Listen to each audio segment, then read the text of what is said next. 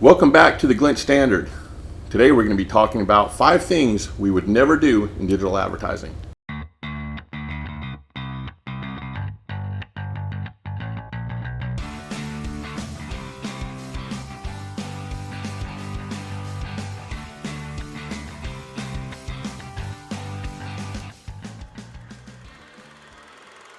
Last week we talked about 5 things we would never do in advertising. This week we're talking about 5 things we would never do in digital advertising. We have Lindsay Huffman with us today. Hey. She's one of our digital experts, lucky for us.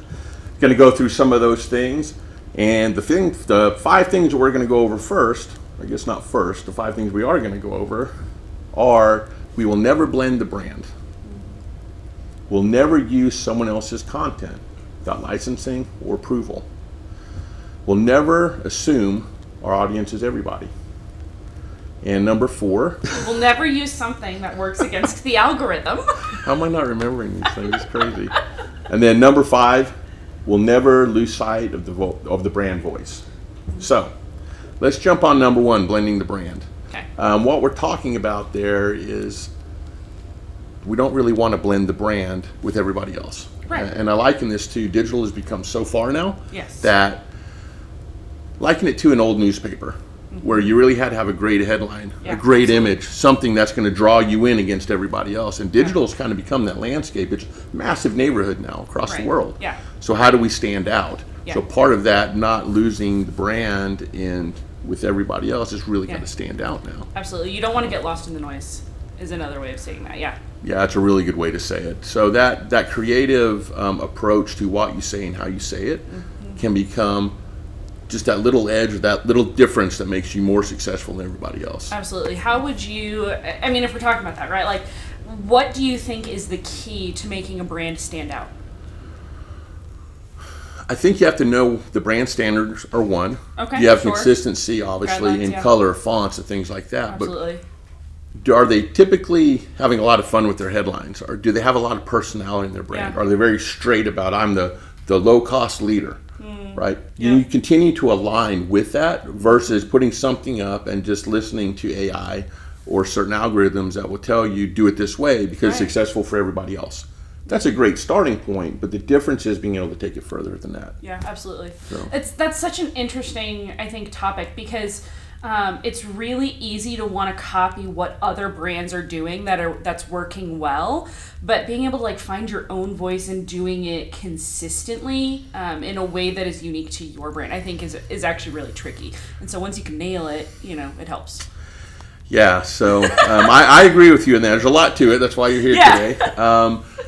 The number 2, Yep. never using someone else's content. Oh my gosh, yeah. I would say like the thing that I've run into one of the most often, as far as I can't say most often, but it's fairly common, right? Where someone sees an ad that they just genuinely love, so they screen capture it and then they post it. Yeah. And you're like, what are you doing? That's not yours, And so it's really just making sure that you're being fair to other creatives that have done work ahead of you, and then also not just taking someone else's brand voice but finding your own, and I think it goes back to that first point we talked about, but I think probably the most insane story I've ever heard about this, because people don't realize that lawsuits are a very real thing when it comes to copyright and imagery. And so there was one person who, she had just written it was a food blog. And she just went to Google and looked for an image of like a spicy pepper and put it on Google. And she ended up getting sued for thousands of dollars because she didn't actually get the rights to use that image. Yeah. And she's like, I just posted a blog with the image. And they're like, you didn't get permission. And so I think it's that. It's one, protecting the brand, protecting the company, and then also keeping your brand voice unique by not taking someone else's content.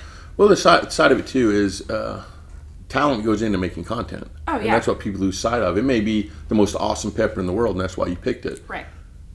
But that's why you picked it, because you love it. Oh, it's so good. Yes. But if you can't create it yourself, then don't do that. Unless Exactly. you're using there's royalty-free imagery out there that you can use for 100%. free. Yes. Then there's stock you can pay for, and then there's creating your own. Yes. You always want to create your own as often can. as possible if you Absolutely. can. But if not, at least pay for the licensing through stock, right? Well, and I think that, like, the thing with creating your own content too, especially if we're just talking photographs, there is a consistency to the way that images look when you're creating your own images versus taking random stock photography, which is one of the, it's you know, small little nugget of information. Like, that's one key to keeping your brand consistent, is having consistent looking photography. I love the word consistency. Yeah. Maybe that should have been, I will always be consistent. Always be consistent in everything I do. Okay, let's go on to number 3. This one you're sure. going to love. Well, actually, I Yes. know you love it. Never assume our audience is everyone. Yes. So dive into that a little bit, because Okay. we've all heard it. Clients always say it. Like, nah, it's really not. Okay, so I know that I've told you this story, but for the audience that doesn't know. So my background started at Dallas Baptist University. And so I taught social media marketing for years and years and years. I wrote a course about it, did all the things. And one of the most common things I ran into when my students were creating social media strategies was this assumption that, you know, well, I want everyone to buy my product, so my audience is everybody. And What a great class. Yeah, it was awesome. And then you start running into it with real clients as well, where they're like, well, I just want to advertise to everybody. And you're like, but you can't. The problem is that, let's say you're trying to sell a really heavy duty jacket. Well, you're not going to try and sell that really heavy duty jacket to people in Texas because, well, it's currently 81 degrees outside. New York maybe. But so you can't just assume that you're targeting everybody, because there's always someone that's more likely to buy your product. Yeah, where they're located matters a lot, like you were talking Yes. about. Even if you're a local store, maybe you're not a major retailer as well. Yeah. You want to probably localize your audience, because people may, unless you're super unique, they're probably not going to drive 50 miles to come get what you have. If, Absolutely. Say it's ice cream. Yep. Right? So you really start to think about your audience is also around me. Mm-hmm. What's that distance? What do they look like? Who's going to do it more? Is it a younger audience, an older audience? Yep. And if you want to change that audience, be purposeful in what you're posting, what that content is. There's so much to it, but if you really I think it's taking the time to really think about it that matters. And also to evaluate who's currently buying your product. I think that's the big thing. The one last thing I would say about this specifically is, I think everyone assumes that demographic matters only when it comes to setting up your paid ads, but that's not true. And you know this, when you're creating your actual content and you're advertising, how you're formulating that actual content, who you're talking to matters, because different ages, different genders, they all respond differently to that content, right? Yeah. So it's not just about setting up the ads. It's also about, when you create the actual content of the ad, who you're talking to. Gotcha. Okay, number 4. Okay. Never create something that works against your algorithm, or it's not readable. Yep. Okay. Happens a lot. It happens all the time. So before I dive into the algorithm, I actually am curious as to your thoughts about creating readable content. Can you talk about what readable content is, what that looks like?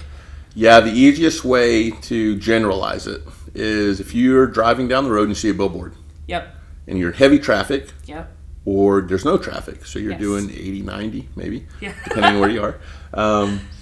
How long do you have to read that? Right. How long do you have that message? So digital is very much like that. Attention spans are so limited right now that you've got to grab them quickly. A good visual, a good headline will draw them in, or a really great offer. You've got to get to the point, and get to the point quickly in the first couple lines of text, or the first line of text, or just that little headline. Yeah. The other side of it, and I'll let you expand on this a little bit more, is you don't want to take that image and fill it full of stuff. Right. You know, if it's an image, you got, 10% off this, blah, blah, blah. The platforms don't like it. That's the algorithm side of it, right? Absolutely. So that's where it starts to change. It's not just because it's not a good practice. Right. It also starts to work against you a little bit. Absolutely. So I think there's a couple of really interesting things when it comes to creating content that works well for an algorithm, right? So you're looking at things like font size matters, how many different fonts you're using. That's a really good one. the amount of times I think you and I have both seen content that's literally created with 3 or 4 different fonts, and your eyes are just like, what am I seeing? Where do you start, right? Yeah, you don't know where to look. And so all of that feeds into how the algorithm is willing to feed your content to other people. And a lot of that is based off of if one person isn't looking at your content, 2 people aren't looking at your content, the algorithm is automatically saying, okay, people aren't engaging with this, so they don't serve it as much, right? Yeah. Content that's already being engaged with and is visually appealing, the algorithm tends to favor anyways because people are taking action with it. And so the algorithm is more likely to serve it. So it's really kind of this game, you know? And you have to continually look at it too. You can't just hit a button and let it run. Absolutely. You've got to pay attention to it because people get tired of it. Yes. You know? And I think that's especially what we've done with Glint too, is this concept of, at least, on the digital side, we have 3 months is about what I look at. Okay, is our content getting tired? And that's like a little bit stretching it.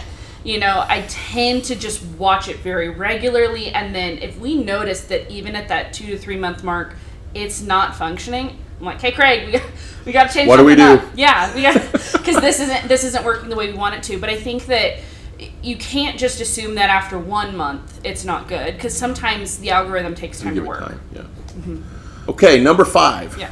Never lose sight of the brand voice. Now, what I mean by that is, you've got a company, big, small, whatever that is. Yeah. If you have 2 or 3 people, maybe 4 people in a social media department, maybe you have 1. Yep. And they start talking about social on behalf of the company, and they have a certain way they do that. Yeah. Is that aligning with the way they do it, or should they be aligning based on how the company should be doing it? Because if somebody leaves, can you tell? Right? Absolutely. So This is such a good question. It's such a broad topic.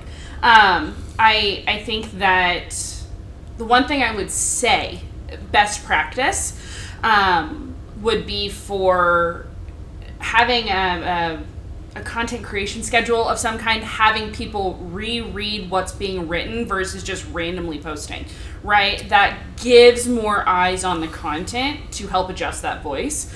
But overall, I think it's a fine dance where having a human voice in that content is so necessary. 'Cause it's social. It's social. Yeah. And people want to engage with that, and they want that human connection. It's what keeps people, watching your content. It's what creates brand loyalty. Take Wendy's, for example. People love that Wendy's is sassy, and Wendy's, they're very sarcastic in their responses, and that's who they are.